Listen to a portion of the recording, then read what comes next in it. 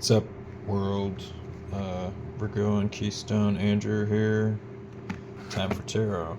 So, haven't done a reading in a minute, so I just figured, since I froze today at work, I might as well do as many readings as I can while I'm alive. Oh, well, okay. Someone wanted to say hi.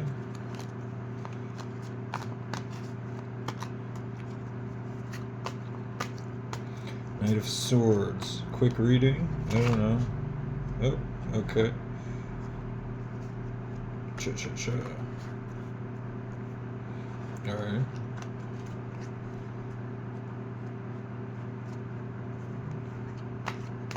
See if I can get one more.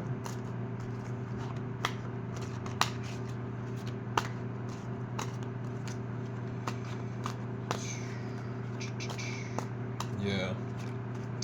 Almost frostbite today, so.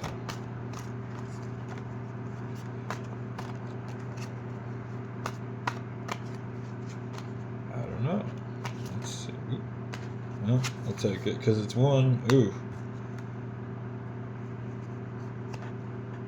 And 3 cups.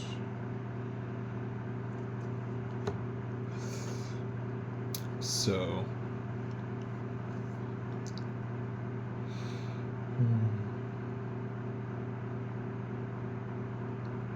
Moon and Hierophant, that's nice. Sure. Aries and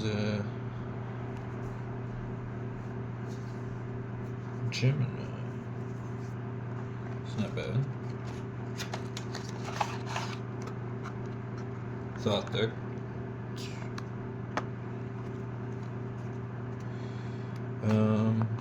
Just try to go for 2, one a bridge, and then the bottom of the deck. Oh, take it. Disappointed.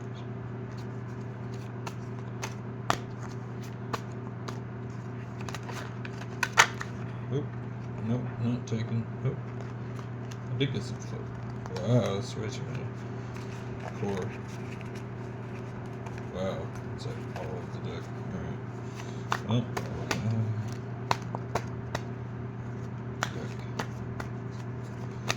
On camera fails here. That's how you know it's live. And because it's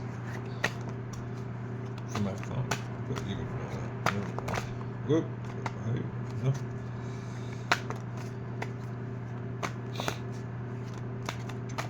Two.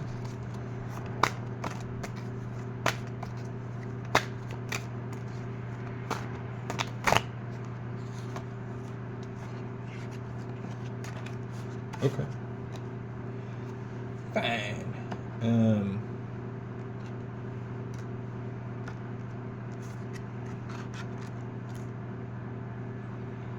Do that.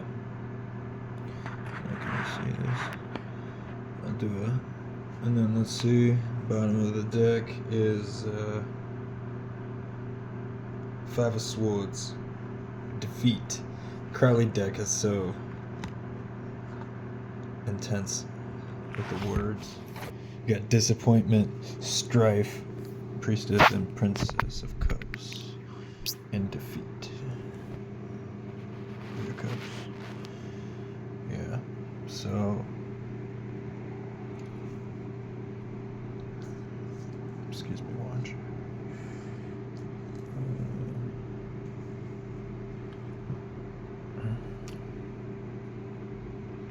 Well, let's go through it.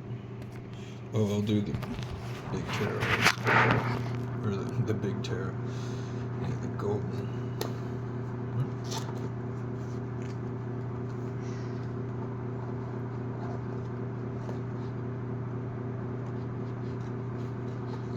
The big tarot.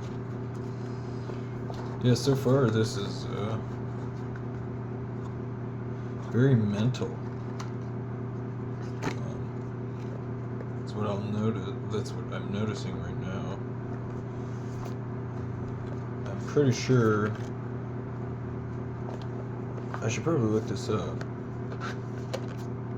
I just made the video with just recording this offhand, so like I didn't prepare or anything, but I'm pretty sure the moon is in Gemini, or there's something. I should definitely look it up. Really no excuse. But with that 9 of Swords there,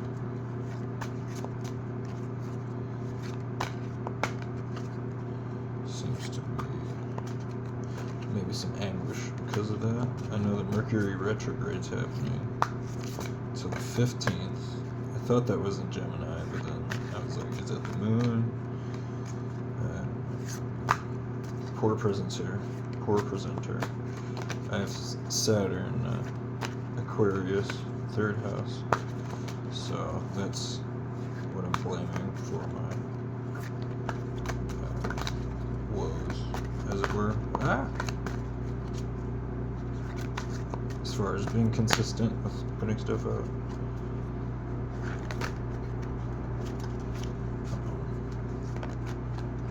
Except, yeah, I'll kind of sometimes treat Saturn like old school and think it's like rebellious, you know, but most people just comes across like broken speech. But that's why it's just make the videos, do the thing. Yeah, do the thing, there it is. Tool. 6? No, oh, that's not a 6. Strength? Oh, they have it as 11. Interesting, that's cool. They follow the Crowley on the Golden Tarot. And then Knight of Cups. So those will go in the middle. And then the bottom is the Ace of Pentacles. Nice. It's pretty cool. Give a quick see look.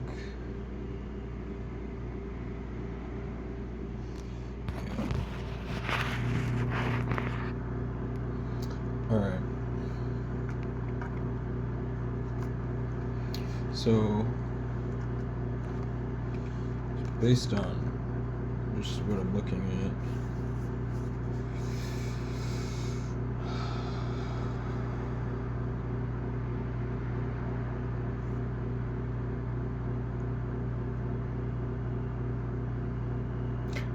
here with the Chariot and the Hierophant, it seems like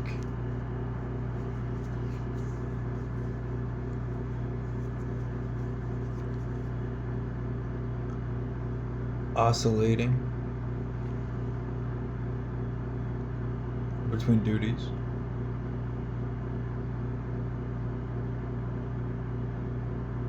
And they're not really different, except when there's a lot of movement and one's like totally static, but you know, it's kind of like regardless of what you're doing the same thing, even if you're moving or not moving, and you feel the same, maybe. So constant moon, and so yeah, the Chariot's the moon card, essentially represents the moon, and the Hierophant is the card of Taurus, and Taurus is the joy of the moon. So it's kind of it's a good pairing. Maybe I'm saying because, especially with the Princess of Cups, it's all about, you know, major arcana or, you know, court cards, except for this disappointment. But I see it as like there's a polarity this way, as far as from the Chariot to the Hierophant, and then a polarity from disappointment to Princess of Cups, and, you know, lower polarity or whatever is disappointment, Scorpio, Mars, And yeah, kind of like, yeah, like whatever you're doing, you feel the same. So it's really about learning how to work with your like resonating, frequency. If that makes sense. You know, at the bottom of this polarity, you've got disappointment. At the top, you've got the Princess of Cups, which is like, like your childhood dreams, kind of. At the top, which is like, for the end of joy and happiness and openness. At the top of the polarity, or like the one end of the pole, and at the other end you have disappointment. Mars, Scorpio, like contentious, wrathful emotions. Yeah, so that's really good. It's so like, yeah, okay, for this side, yeah, what's required is strength. And see, I don't know. It's kind of interesting because I would still read strength as card 8, and then that's 7 and 8, and Sun and the Moon. This is a pretty good poll here. Whoever sees this, enjoy. But with them labeling strength as 11, you could see that as being balance or justice also. So it's all about balance, using balance to find strength, and using your strength to like balance you out, and finding strength in yourself. And by finding strength in yourself, you achieve balance, where you become more even keel. And it doesn't matter if you're at work or if you're doing something you want to be doing. You're still riding the same wave, and then you learn how to attune the energy that you're working with, and staying away from disappointment, or like embracing disappointment when it comes, so you can dissolve it or get over the conflict. And all of that coming from strength and balance, going towards your dreams. That's a very nice. And then you've also got the 3 of Cups here, which, yeah, your dreams are most likely some sort of celebration, some sort of success, and that's what you've got at the bottom of the deck. Cornucopia. That's not a cornucopia, but what is that? A pumpkin and a bushel of apples.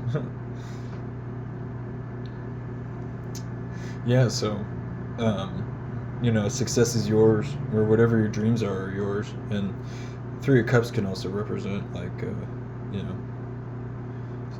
synchronicities and like signs, communication from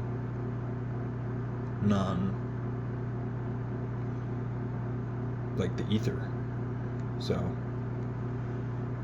Cancer, the heart of Cancer is joy and merriment, and then it's defensiveness.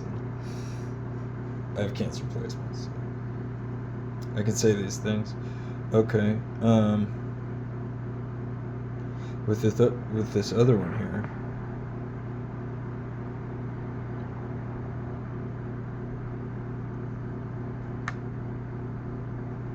got the Priestess to Strife. Okay, same kind of thing. Priestess to Strife, which is 5 of Wands. Let me show you.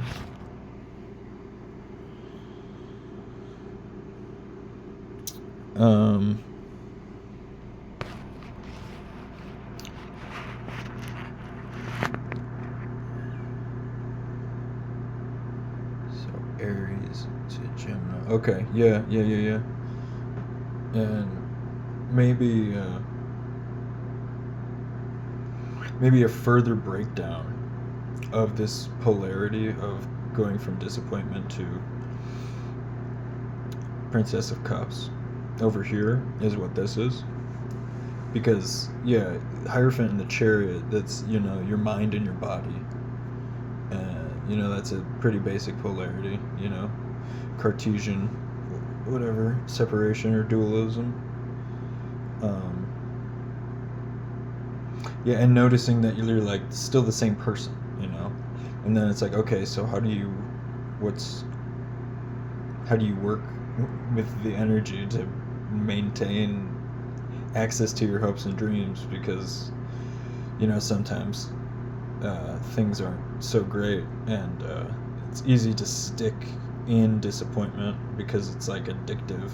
Pretty sure it releases like cortisol and all sorts of nasty, like adrenaline and all that, and when you don't need it, it's pointless. Heart palpitations. So yeah, learning how to control yourself, but so I guess, yeah, the primary difference. Okay. So the difference between disappointment and the Princess of Cups is going from like kind of self-assured decision making and with the Three of Wands, and like that's Aries, like the heart of Aries. So like, yeah, very like martial decision making and standing on your own achievements, and being very is a golden card. So like being successful in your decision making. To Dark Night of the Soul, Heart of Gemini, kind of like can't stop thinking about all the small details and everything that everybody said, or like all of the things that I could be doing, or my head just won't shut off. Like going from like focus and purpose kind of to like because it's the heart of Gemini, I'll say like focus without purpose. So like you're basically, how you go from disappointment to Princess of Cups is you learn to control the opening and closing of your Saturnian Jupiterian lens. So, well, Saturn and Jupiter are really just the opening and closing. So if you think of like a camera with the I think it's aperture, or there's some aspect where you open and close the opening that you get the picture through. I can't think of what it is. Pretty sure it's aperture. But Jupiter, it's just like a wider, it's more open, and Saturn is the contractive force, so it's more closed. And so those are kind of archetypal of those two planets. But then this is really like the difference, or like going from disappointment to being in the mindset that you would want,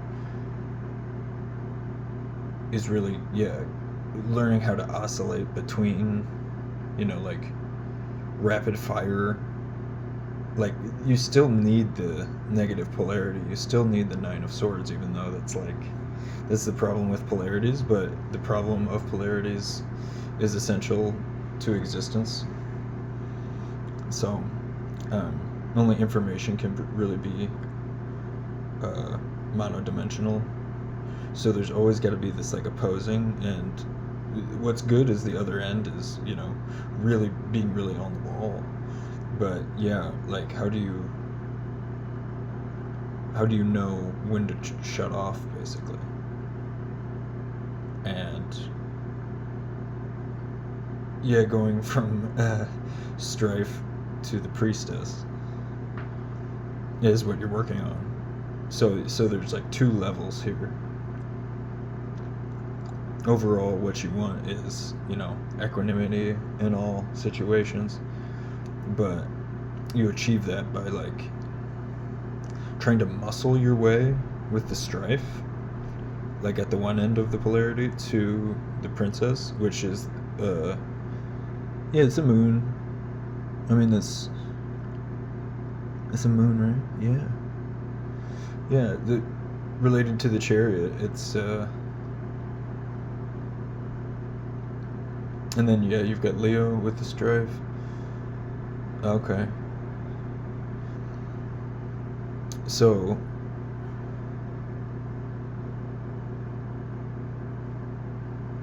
yeah, and then two is also the number of the moon. Nice. Very good. And 5 is Leo. Yeah, so that's the heart of Leo. G. 1, 2, 3, 4. Or that's the first one. The 6 is the heart. What did I say that with? Oh no, those are right. Okay. Well, anyway.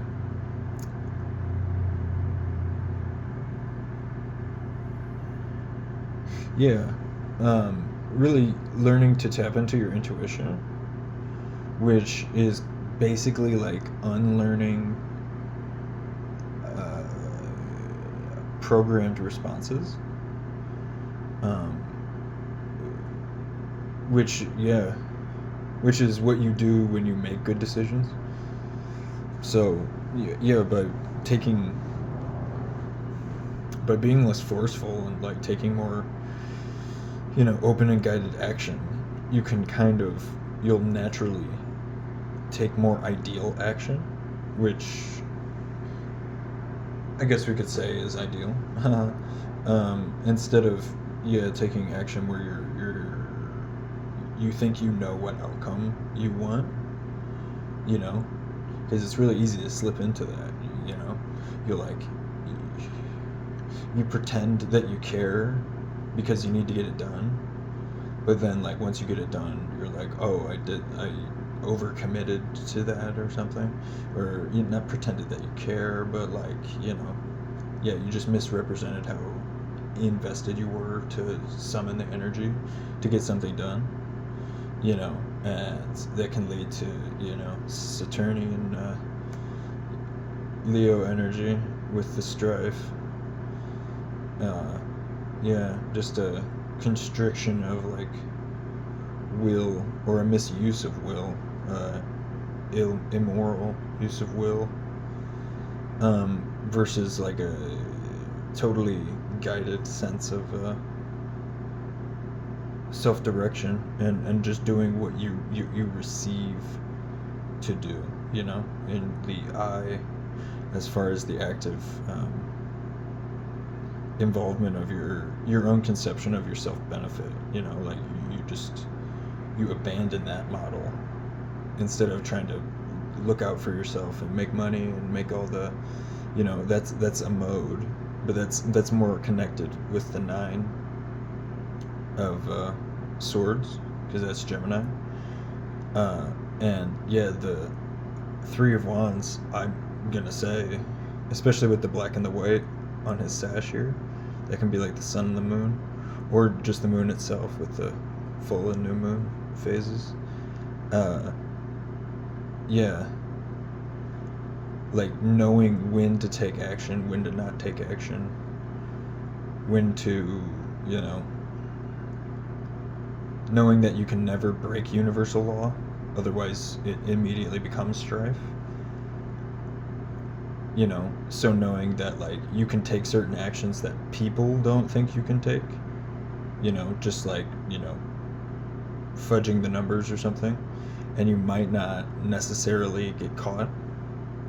So knowing that sometimes you can do that, sometimes you can't. Not that specifically, but that's just like an example. It's not necessarily being moral according to human strictures, but universally moral, where you're not actively harming, another person. You're not, if you're able to do something and get away with it, unfortunately, that's the way the system works. It doesn't penalize the worst of criminals. So, if you can get away with it, you can get away with it. And it's like knowing when you can make decisions like that, knowing when you can do whatever you want, and knowing when to do exactly what you're supposed to do, or knowing when you're not supposed to do anything, and just basically being making those decisions based on like received, downloads, uh, maybe dreams, conversations with people that just come to your head all of a sudden. So yeah, that's pretty nice. Oh, we also have the Knight of Cups, which, because that's movement, I would say Cancer. It's probably all water sign card, but because it's movement specifically with the Knight, I'll say it's Cancer, the Cardinal.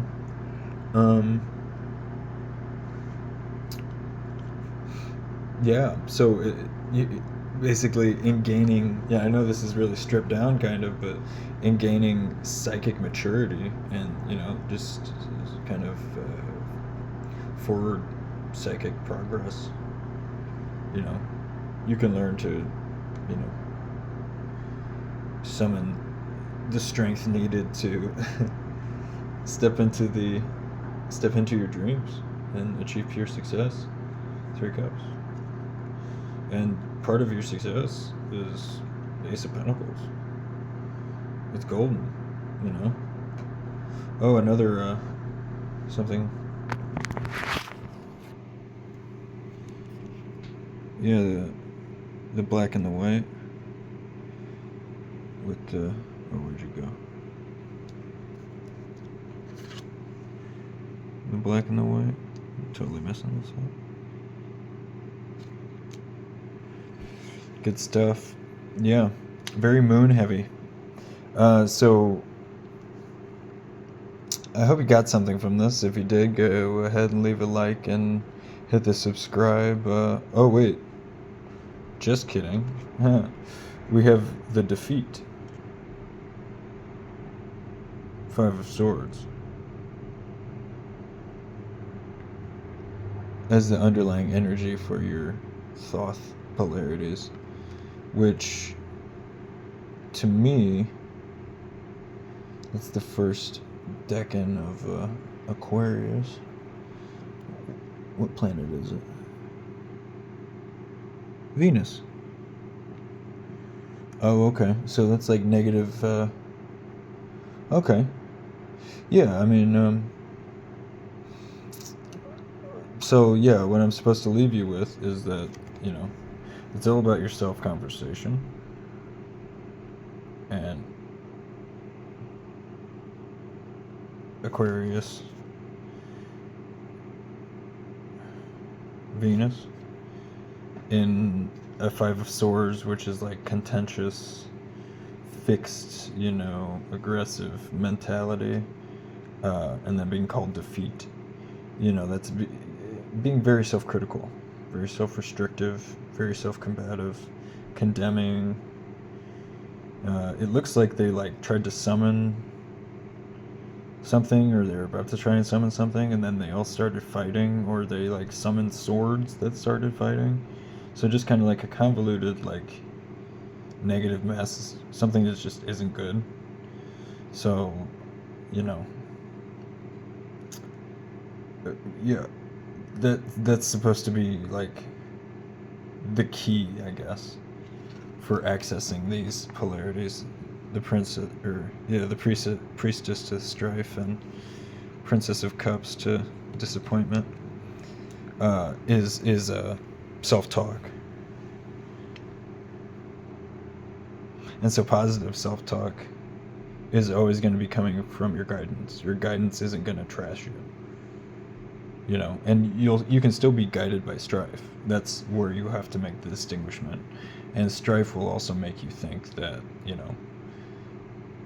your guidance would be negative and would be condemning, because that's the most effective, but your true guidance it's so soft that, that's all I can say. You recognize it because it's just different. It's non-threatening. And then, yeah, with disappointment to Princess of Cups. Yeah, I mean, kind of learning to take it easy with work is always important, but also taking it easy in your own life. It's not getting rid of boundaries and strictures and structure. And here's 5 again, with the Hierophant. So yeah, this is almost even like,